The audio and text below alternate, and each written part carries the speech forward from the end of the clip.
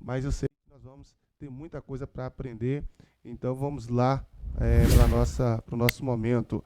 Então, planejamento estratégico para igrejas, presbitérios e convenções. Eu quero começar fazendo uma pergunta para você. Qual é a natureza da Igreja de Cristo na Terra? O que eu quero dizer com isso é qual é a finalidade, qual a razão da existência da Igreja na Terra? Você acredita que a Igreja do Senhor está aqui com qual objetivo? Qual é, na sua opinião, a realidade, a razão pela qual a Igreja vive? Partindo dessa pergunta, você vai dar uma definição, é claro, porque você é a igreja. Porque a partir do momento que eu já falo a minha opinião, aquilo que eu acredito, aquilo que eu sei sobre a razão da igreja na Terra, automaticamente, eu fazendo parte desta igreja, eu vou estar trazendo isso como uma missão para mim, ainda que eu não a execute, ainda que não esteja praticando, mas isso é um valor para mim. Então, a partir dessa reflexão geral, qual é a natureza da Igreja de Cristo na Terra, como você entende isso, como você compreende do papel dela, qual é a razão da existência, eu quero filtrar isso e trazer essa pergunta para você em relação à comunidade que você congrega ou pastoreia. Qual é a razão da natureza, ou qual é a natureza, né, da Igreja de Cristo que você congrega, né, ou que você pastoreia? Coloque isso, filtre isso para você. Você que faz parte de uma igreja, de um presbitério, de uma associação, de uma convenção, você já parou para analisar qual é o papel desta convenção na sociedade, nas localidades onde ela está, as suas congregações, igrejas estão? Qual é a contribuição que esta igreja está trabalhando, está desenvolvendo na salvação de vidas, no aspecto social, no aspecto do crescimento espiritual dos membros? Quais são as ações? Qual é a razão da existência desse presbitério? Qual é a razão da existência desta igreja? Essas são perguntas que às vezes a gente esquece de fazer e vamos vivendo a vida ministerial meio que no automático, né? E é por isso que eu quero convidar você a pensar um pouco. Por que você é pastor dessa igreja? Por que Deus te colocou aí neste lugar? Qual é a finalidade? Qual o objetivo dele em te trazer para esse lugar onde você está liderando? Se você é líder de um ministério, qual é o motivo pela qual Deus te colocou aí? Eu me lembro das palavras de Mardoqueu para com Esther, quando estava diante daquele grande problema, aquela situação adversa. Mardoqueu disse para ela: olha, Esther, talvez seja para esse momento que o Senhor te constituiu como rainha, como esposa do rei, do soberano, para que você interfira. Então, eu creio que Deus faz tudo com um propósito e é por isso que ele levanta pessoas para lugares específicos. No livro de Romanos vai dizer que toda autoridade é constituída por Deus. E eu creio que Deus levanta autoridades, Deus levanta pessoas para um determinado propósito. Você poderia estar pastoreando uma outra cidade, quem sabe você não está pastoreando na sua cidade natal. Então, por que Deus te trouxe ou te levou aí?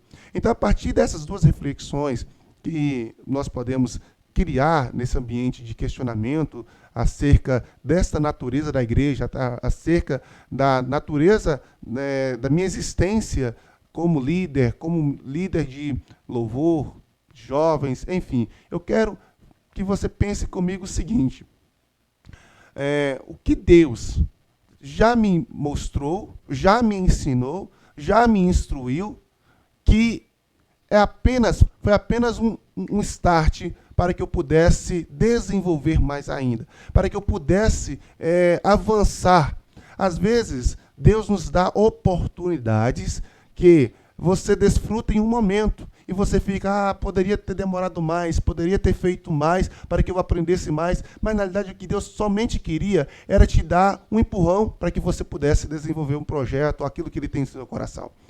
Em mim, aconteceu em 2013, em um programa da nossa Igreja Presbiteriana Renovada do Brasil. Eu sou pastor da Igreja Presbiteriana Renovada do Brasil. Em 2013, eu estava recém-casado. Eu havia casado em setembro e em outubro, início de outubro, nós fomos convocados para esse projeto de crescimento integral e sustentável na cidade de Ipatinga.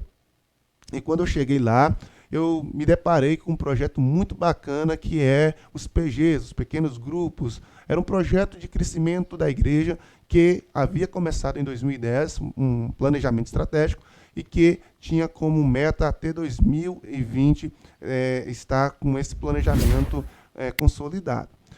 E lá foi o único dia, né, que eu tive contato presencial com essa estratégia, com a exposição desse planejamento. Depois disso, nós não vimos mais. E eu sei que muitos dos líderes que ali estavam não deram sequência nos estudos, na investigação, ou às vezes na exploração dos materiais que foram sugeridos, que foram passados, mas eu voltei com o coração ardendo, crendo que o Senhor havia despertado algo novo em mim e que era, sim, os pequenos grupos e que nós poderíamos trabalhar isso a longo prazo. Então, cheguei e comecei, de alguma forma, a aplicar na igreja em que eu até então pastoreava.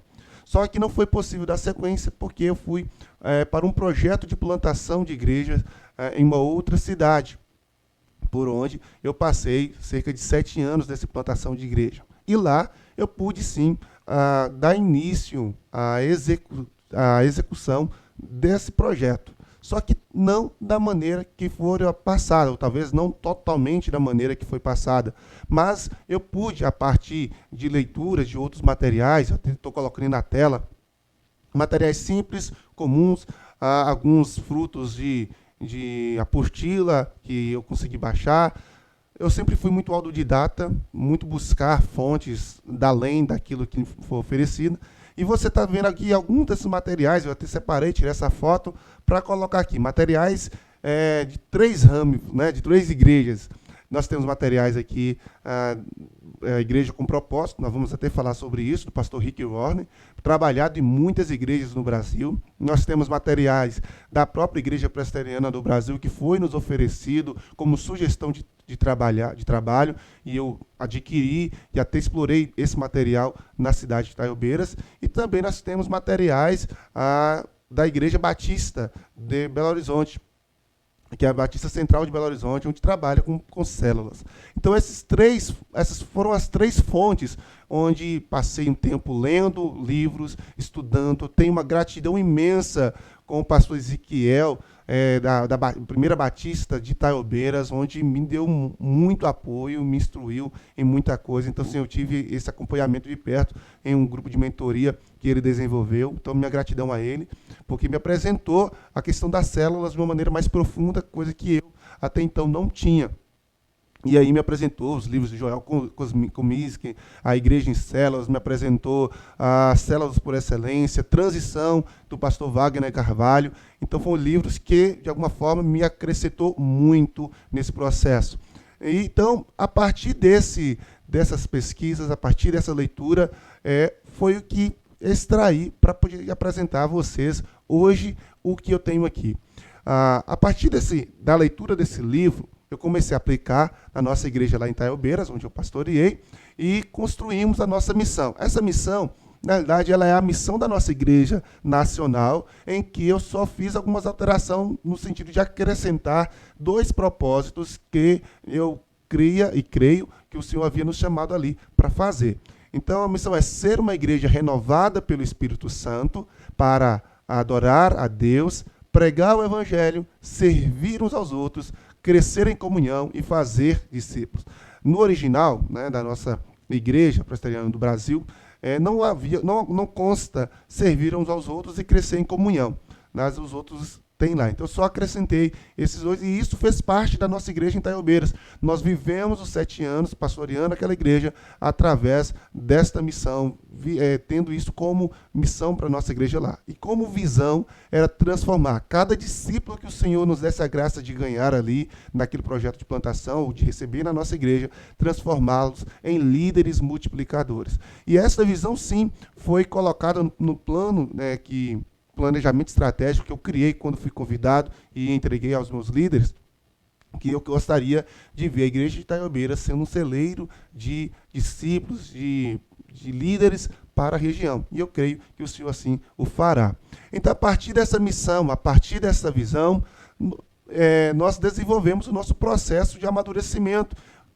questões que são muito comuns na igreja, né? Todo cristão e todo pastor visa o crescimento das suas ovelhas e, de alguma forma, ele trabalha para esse amadurecimento, ele trabalha para esse crescimento. Só que o que nós fizemos lá foi sistematizar isso de uma maneira bem didática, objetiva, pegando recursos até da internet, as imagens aí mesmo, por exemplo. Então, nós colocamos como ganhar, consolidar, treinar e enviar, sendo a nossa escada do crescimento. Então, nosso objetivo é que cada pessoa que chegasse na nossa comunidade nos visitando, nós teríamos que conquistar ela para Jesus. E nós trabalharíamos muito para que isso acontecesse. E conquistar, por que eu estou usando o verbo conquistar e não o ganhar? Porque é isso mesmo que o Senhor nos chamou para fazer. Pregar o Evangelho, conquistar vidas. Nós somos um exército de Deus e que precisamos sim avançar contra as fronteiras do diabo, porque a Bíblia diz que as portas do inferno não prevaleceriam contra a igreja, e nós, então, avançarmos e conquistar essas pessoas para o Senhor. Só que não bastava apenas trazer essas pessoas à igreja e fazer com que elas congregassem conosco e servissem ao Senhor conosco. É necessário trazer a consolidação, que é firmar esta pessoa na igreja. Da mesma forma que Barnabé fez com o apóstolo Paulo. Né? Ele foi lá e ele trabalhou com Paulo e firmou Paulo ali, mesmo após da conversão de Paulo ter aquele problema inicial. E a partir da consolidação, que é levar essa pessoa a ter o batismo e ela se batizar, receber Jesus, dar seu testemunho de conversão, construir esse testemunho de conversão, nós imediatamente já buscamos treinar. Já entra na fase do treinamento, na fase onde esta pessoa vai estar aprendendo, vai estar aprofundando, vai estar amadurecendo, vai estar experimentando na prática o serviço cristão, debaixo de uma tutela, debaixo de uma orientação, até que esta pessoa pudesse estar apta para exercício de uma liderança, apta ao exercício de um ministério, é o que nós chamamos do enviar. Aqui no enviar, essa pessoa não termina com o treinamento. Agora, ela vai estar cada vez mais se aperfeiçoando a partir de um processo chamado de mentoria, e ela vai estar exercendo a sua liderança, mas não deixando de continuar a aprender a partir dos níveis de treinamentos que se é oferecido na igreja. O que eu estou colocando aqui talvez seja comum a muitos pastores e líderes, mas talvez alguns outros não ouviu falar e pode, sim, ver isso como sugestão de aplicabilidade na igreja em que você congrega a partir do próximo ano. Quem sabe, né, caso você tiver interesse em aprofundar mais informações, nós estamos aqui para te ajudar. Então, nós vimos aqui a nossa missão, a construção da nossa missão, dos nossos valores, a construção do nosso processo de amadurecimento, que é acompanhar cada cristão, cada pessoa que chega na nossa igreja, seja na célula, seja em um culto dominical, seja em uma visita pastoral, seja como for que essa pessoa foi alcançada e ela veio à nossa comunidade, trabalhar esse processo até ela estiver pronta para o envio. Porque, às vezes, o que acontece é que aí a pessoa passa anos e anos na igreja e ela não cumpre essas etapas, ela não passa por essa etapa de amadurecimento. E isso, queridos, precisa ser algo intencional da liderança. A liderança precisa, de maneira intencional, trabalhar o amadurecimento. Não basta apenas ganhar a pessoa para Jesus e depois, amém, ganhamos para Jesus, conquistamos para Jesus, seja o verbo que você quiser usar, e a pessoa vai agora congregar lá na igreja, nos cultos, aí ela começa a ir só no culto, às vezes na escola dominical, alguma outra atividade, mas não existe um investimento intencional na vida dela para que ela possa entender o quão ela é importante, o quanto o reino precisa do seu serviço, e ela passa anos ali servindo no que pede, mas sem ter um ministério específico, onde ela vai desenvolvendo aquele ministério, ela vai aperfeiçoar e ela vai treinar outras pessoas para substituí-la. Então, esse é o foco do que nós vamos estar falando aqui hoje, é ter esse processo bem claro, bem definido. Então, a partir desses processos construídos, eu quero apresentar para vocês aqui, talvez você não conheça, um mecanismo de administração da igreja. Melhor dizendo aqui, um mecanismo de como você estruturar a sua igreja.